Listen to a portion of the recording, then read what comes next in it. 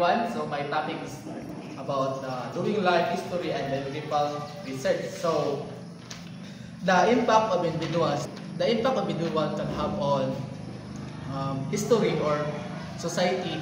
It uses example like Jesus Christ and Jose Rizal to show how the certain figures can leave lasting legacies. So Jesus Christ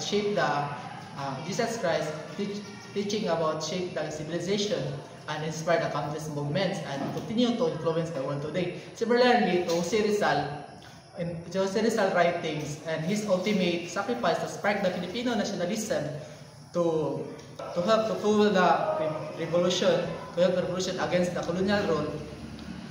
And while Jesus Christ influence was on global, and Jose Rizal is more on localized in the Philippines. So, but both shows that one person can create the triples generation.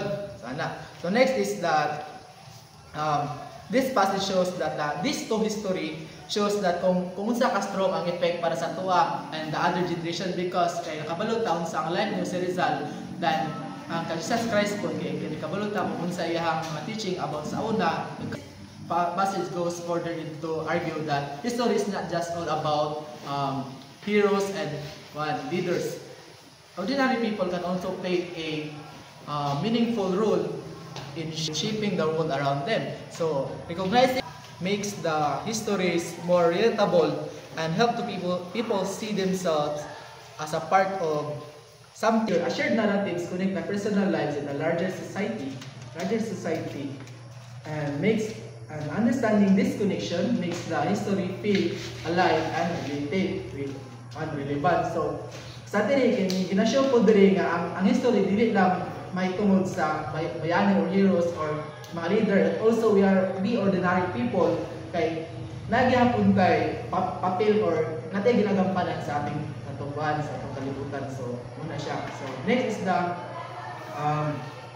studying someone's life. So studying someone's life is not a simple task.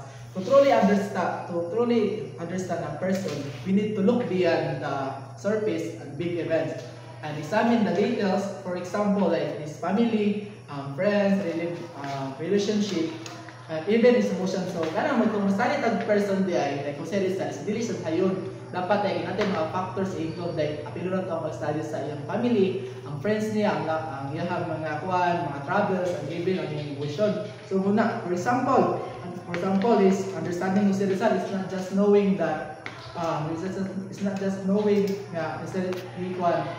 he wrote the influential novels and he was executed in Bagong Bayan, and muna siya. And it is also about that understanding that where he came from or asa siya dapat kung asa siya gikan, dapat apil na sa study sa about siya kung asa siya nagikan from his hometown in Calamba. The struggle of his families, apil na ang struggle sa families katong yung family nga nagkuan. So next, and the cultural economic realities of the time. These details help paint fuller picture of who was and why he did and what he did. So muna siya. So also ang next example is the plays a huge role. So family plays a huge role in shaping a person. In the Rizal case, knowing about his family background is believing that how he can afford a good education despite of being Indio. So padala understand nato da how importante ang values ang influence that shape his life. So it's similarly the institution he was being part in the school organization and his work in Europe. So kani it gives us a sight into how his idea and develop and how those institutions shape his worldwide. So dapat kana okay, like importante gyapon ang family sa iyaha para makuha para mabuhat niya iyang mga nabuhat. So next is the one in conclusion. So understanding someone's life means looking in a bigger picture, like including their culture, ethnicity, and also even the history of the nation that they belong.